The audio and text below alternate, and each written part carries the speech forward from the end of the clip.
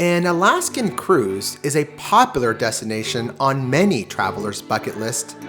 With its unique ports of call, diverse cultures and history, thousands of miles of breathtaking coastline, glaciers, and wildlife in every direction, America's last frontier has something to offer all types of travelers, especially those who enjoy cruising. Hello everyone, and welcome back to another video of Mike on the Move. I am Mike, and I've taken a 7-day Alaskan cruise on the NCL Norwegian Cruise Line Jewel ship, going from Seward, Alaska to Vancouver, Canada.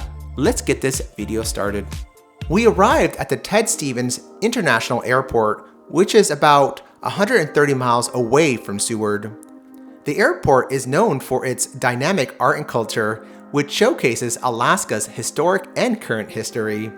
There are several options for traveling from Anchorage to Seward, including bus, car, and a famous train ride.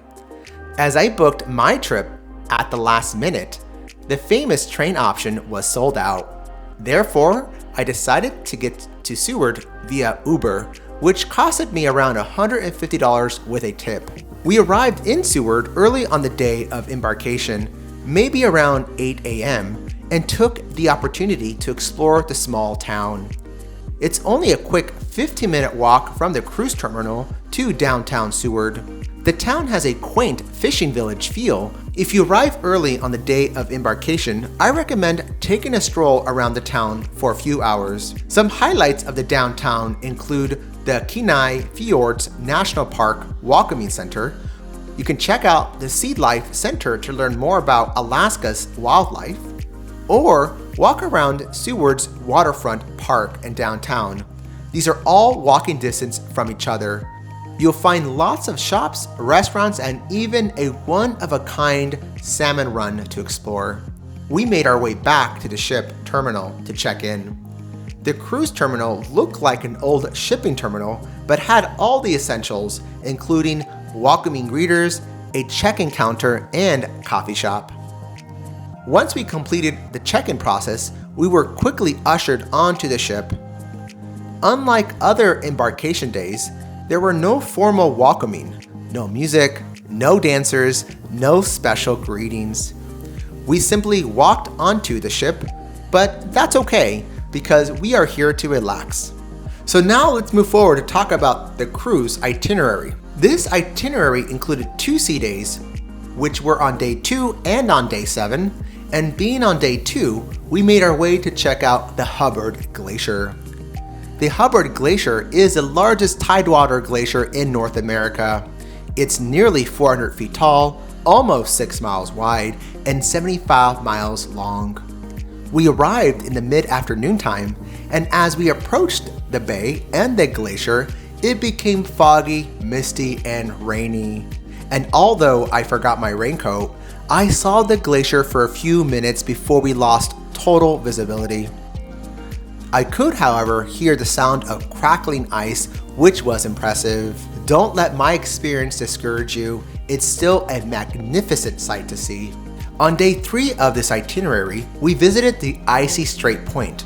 It's located 2 miles away from the town of Juneau. The Icy Strait Point used to be a cannery, but has now been remodeled to entertain the thousands of daily cruise passengers. There are many attractions like restaurants, shopping centers, and outdoor activities like zip lining and a gondola that takes you to a recreational area for hiking. I really enjoyed how the old canneries were converted into shopping centers while maintaining the look and feel of a cannery. But to experience Alaskan lifestyle, I decided to check out the small town of Juneau, which is only 2 miles away. There is a nice walking path that you can take between the two places.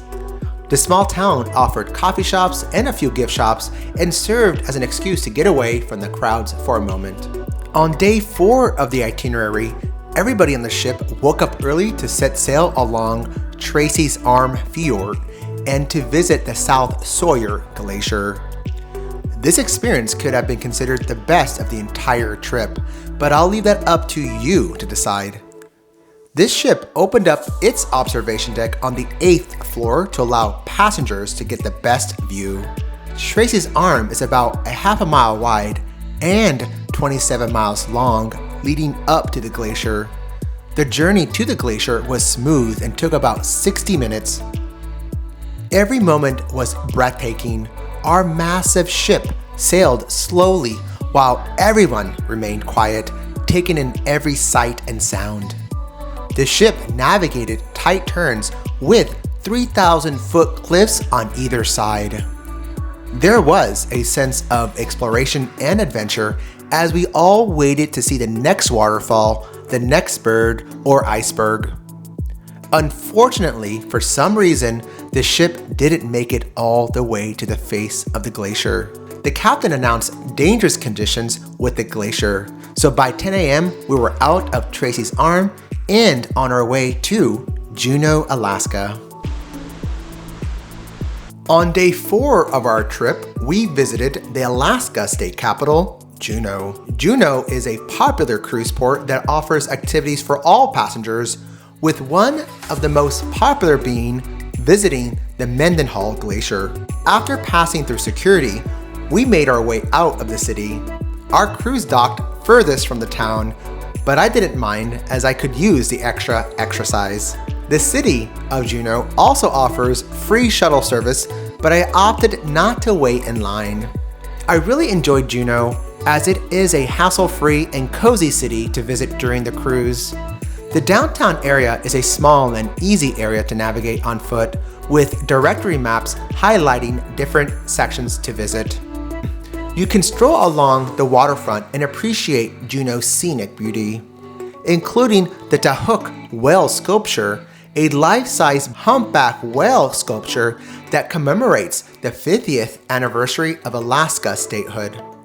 Another must-do attraction is the Mount Roberts Tramway, which takes you 1,800 feet above the city to enjoy views of the city and hike the trails offered on the top of the mountain. On day 5 of our cruise itinerary, we traveled 90 miles north of Juneau to reach Skagway, a small town located in the Inside Passage deepest and longest canal.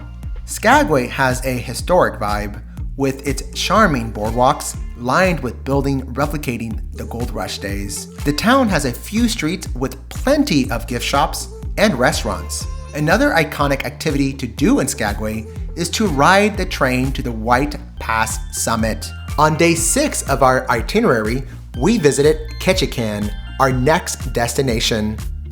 I found this city to be another enjoyable place for walking.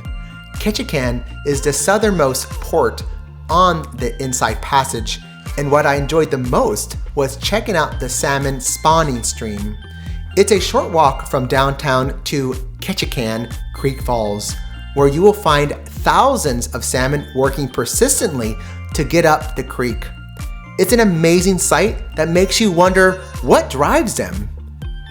During the peak of the salmon season, between June and August, the creek is literally black with salmon.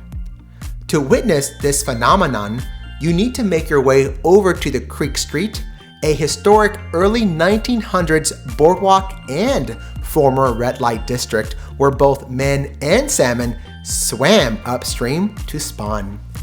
Take some time to stroll through the main parts of downtown Ketchikan and get a photo under the Welcome Arch and the famous Thundering Wings sculpture. On day 7, which is our last day in the ship and also a sea day, we enjoyed the Inside Passage, which provided us with breathtaking views of lush island scenery as you traveled down to Vancouver. We were blown away by the beauty of this region. Most of our day was spent walking along the promenade on Deck 7 and the jogging track on Deck 13 to get the best views.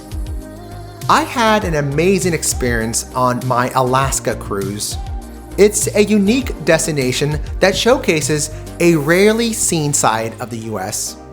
Alaska is truly wild and offers something for everyone, whether you prefer elaborate excursions or a simple trip. If you're looking for a relaxing, nature-induced cruise with adventure and wonder, then an Alaskan cruise might be perfect for you. This was my 3rd cruise to Alaska, and I'm interested in going again for the 4th time. Well folks, this is the end of my video, and I hope it helped you all plan for your future Alaskan cruise adventure. If you have any questions or comments about my adventure, share them and I'll do my best to help. Now, if you haven't done so already, please make sure to subscribe to Mike on the Move so I can keep you posted on my latest videos and adventures. I hope you all stay well and stay healthy. See you all later. Bye-bye.